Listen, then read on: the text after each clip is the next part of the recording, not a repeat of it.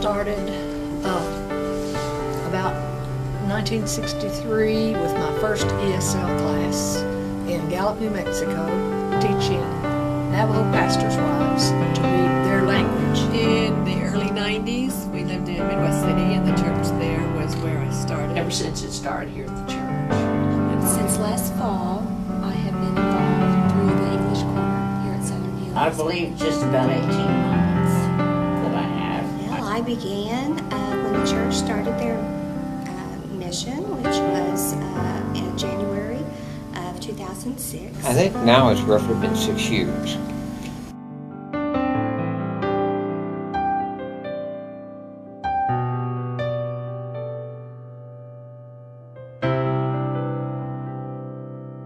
The vision to reach internationals really started years and years ago in the life of this church. We had mission trips planned to South America, to Mexico, and to Canada, and to Asia itself, and all around the world. But God was doing a work right here in our midst.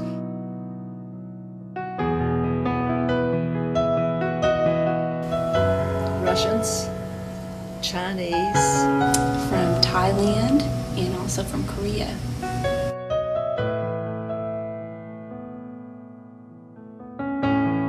Koreans, Vietnamese, and Hispanics, Russia, also Russia. and one American farmer.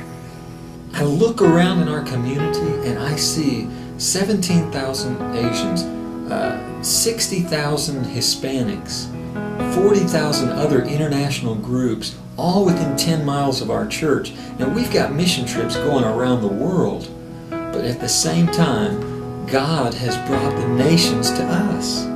And that gives us an incredible responsibility.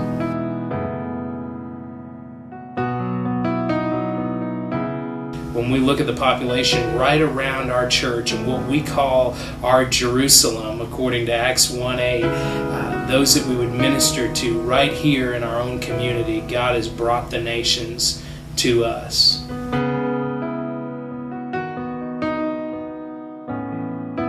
It's not just a teaching-student relationship. You really do become a friend with them.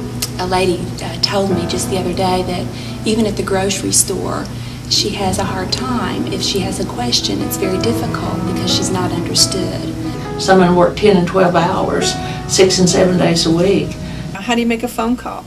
How do you get directions? How do you go shopping? You know, you have to learn the money, you have to learn the vocabulary. And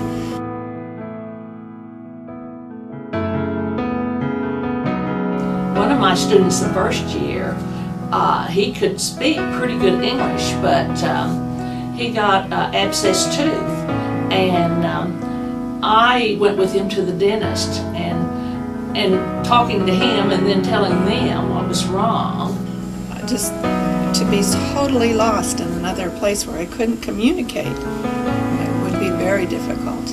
How can they hear without a teacher? And how can they teach except they be sent? And I know this was my calling. It's still my calling.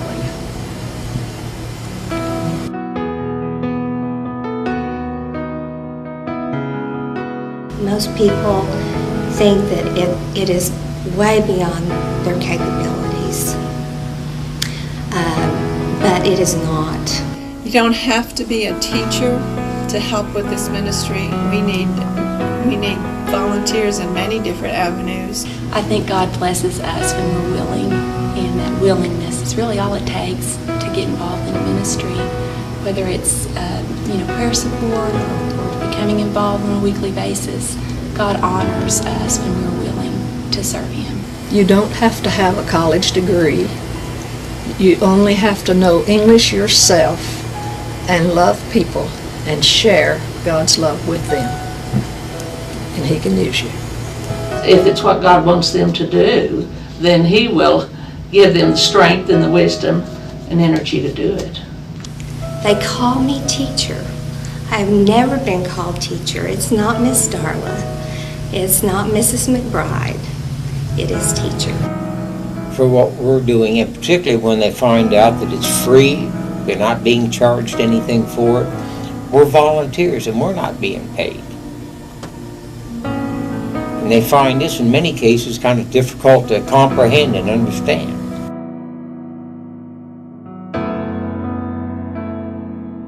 One day he came in very excited. He said, "Guess what? I wrote my own checks and paid all my bills this month." One of the young ladies who's only been in this country a little over 3 years now, I think it'll be next spring, it'll be 4 years, she is now a 4-point student at Oklahoma City Community College.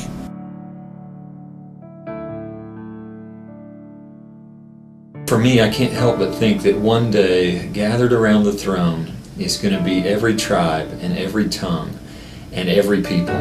And we're going to look into the crowds and into the faces there, and we're going to see people that were directly impacted because of the ministry that we had here. And that, to me, is exciting. It's really hard to comprehend. I'm sure it will be tremendous joy, but it is hard to comprehend. Well, I just can't imagine how you would feel. It would be wonderful. I'm looking forward, and I know that I'm going to see some of them.